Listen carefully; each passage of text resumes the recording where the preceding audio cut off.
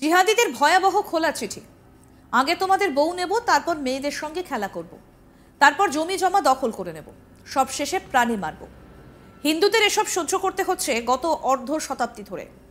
সংখ্যালঘু মুসলিমদের নিপীড়ন চলছে, বর্তমানেও তার সমান তালে জারি রয়েছে। জানা যাচ্ছে একটি হিন্দু বাড়িতে রীতিমতো চিঠি পাঠিয়ে হুমকি দেওয়া হয়েছে। ওই চিঠিতে লেখা রয়েছে, প্রিয় হিন্দু মালয়ানরা, আপনাদের সকলকে জানাই যে দেশ স্বাধীন হয়েছে মুসলিমদের জন্য, হিন্দুদের জন্য নয়। তাই বাংলাদেশে তোমাদের চাই না। আমরা তোমাদের তাড়ানোর জন্য বিভিন্ন কর্মসূচি পালন করছি। তোমাদের বউদের আগে নেব, তোমাদের মেয়েদের সাথে খেলা করব, 3 জমি দখল করব, 4 এবং মারব। আমাদের কেউ বলার নেই। তোমাদের বউ বেটির প্রতি আমাদের খুব লোভ হয় জানো, তাই এবার সময় এসেছে একটু খেলা করব। তাহলে রেডি থাকো মালয়ান ভাইরে। আগে শুরু হবে বউ মেয়েদের নিয়ে, তারপর জমি দিয়ে। যে চিঠিটার কথা বললাম, এই চিঠিটাই এক্স হ্যান্ডেলে এক ব্যক্তি শেয়ার করেছেন। চিঠির একেবারে ওপরে লেখা 786 নারাবে তরির আল্লাহু আকবর, আর একেবারে শেষে লেখা পক্ষে জিহাদি দল জয় পাকিস্তান। দেখুন,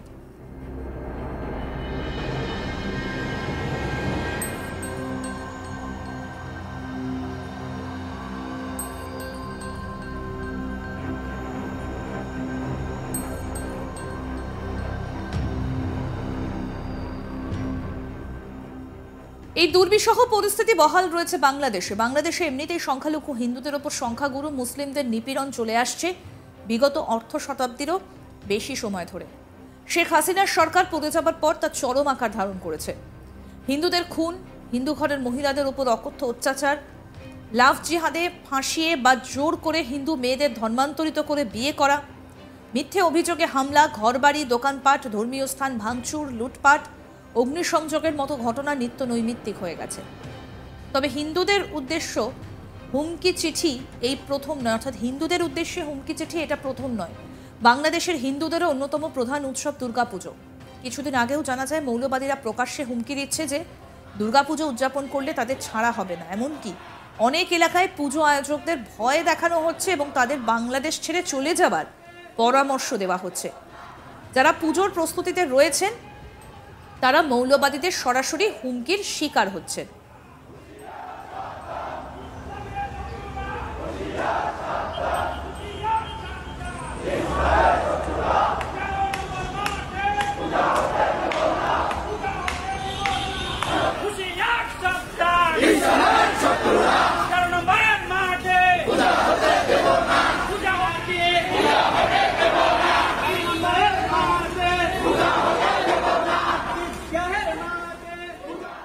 খুলনার দাকোপ এলাকায় বিভিন্ন মন্দিরে সম্প্রতি বেনামে হুমকি চিঠি পাঠানো হয়।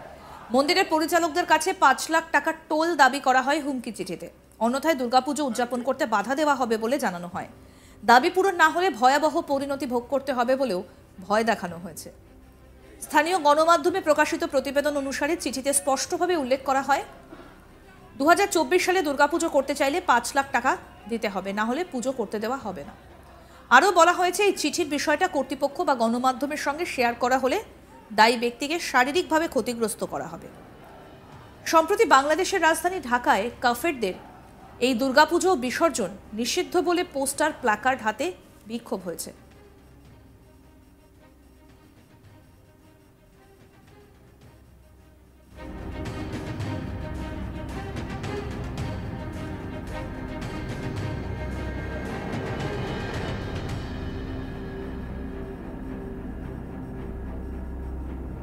ভাবুন, কাফের বলা হচ্ছে সংখ্যালঘু হিন্দুদের। এখানেই শেষ নয়, পোস্টার নিয়ে দাঁড়ানো অবস্থায় বেশ কয়েকটা ছবি ভাইরাল হয়েছে সোশ্যাল মিডিয়ায়। তাতে বলা হয়েছে রাস্তা বন্ধ করে যত্রতত্র পূজা করা চলবে না, পুজোকে কেন্দ্র করে মদ খাওয়া চলবে না, পুজোর মূর্তি খোলা জলে ডুবিয়ে জল দূষিত করা যাবে না, দুর্গাপুজোর ছুটি সাধারণ নয় বরং ঐচ্ছিক করতে হবে, ভারতে ইলিশ রপ্তানি বন্ধ করতে হবে। এখানেই শেষ নয়, রাজধানী ঢাকার উত্তরায় ফ্রেন্ডস ক্লাবের মাঠে ঈদ জামাত হয়, তাই ওই মাঠে পুজো করা চলবে না বলেও ফতোয়া জারি হয়েছে। ঢাকায় এ নিয়ে একটা মিছিলও বের হয়।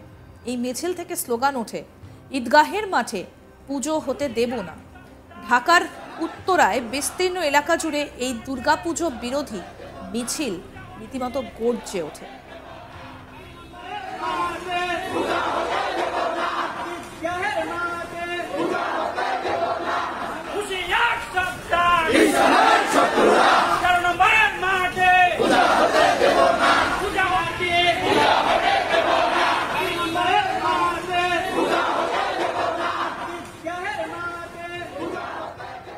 বাংলাদেশের সাম্প্রতিক সময়ে রাজনৈতিক অস্থিরতা এবং সরকার বিরোধী আন্দোলনও হিন্দু সংখ্যালঘুদের পরিস্থিতিকে আরো জটিল করেছে।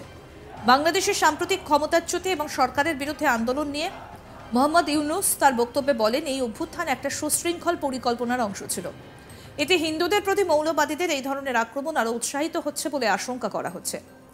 বাংলাদেশের সংখ্যালঘু হিন্দুদের ওপর এমন হুমকি এবং আক্রমণ অব্যাহত থাকলে ধর্মীয় সহিংসতা এবং সামাজিক অস্থিরতা আরও বাড়বে বলেই আশঙ্কা প্রকাশ করছেন বিশেষজ্ঞরা।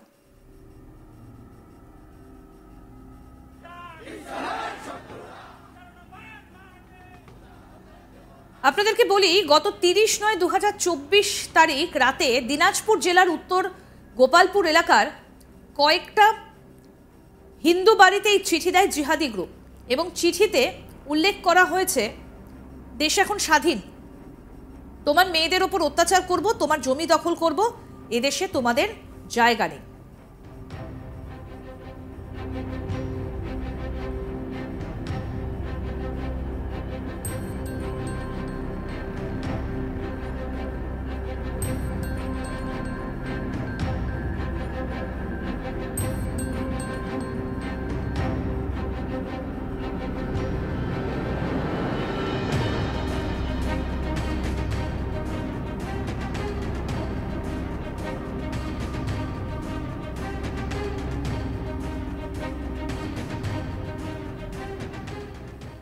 জিহাদিদের ভয়াবহ খোলা চিঠি, আগে তোমাদের বউ নেব, তারপর মেয়েদের সঙ্গে খেলা করব, তারপর জমি জমা দখল করে নেব, সবশেষে প্রাণে মারব।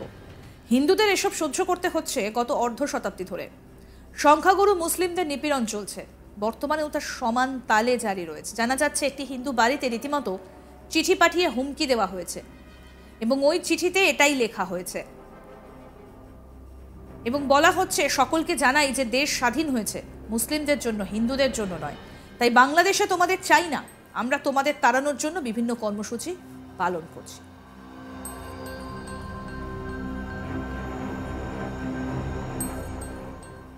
আরও আপডেট পেতে দেখতে থাকুন আজ তাক বাংলার ইউটিউব চ্যানেল, সাবস্ক্রাইব করুন।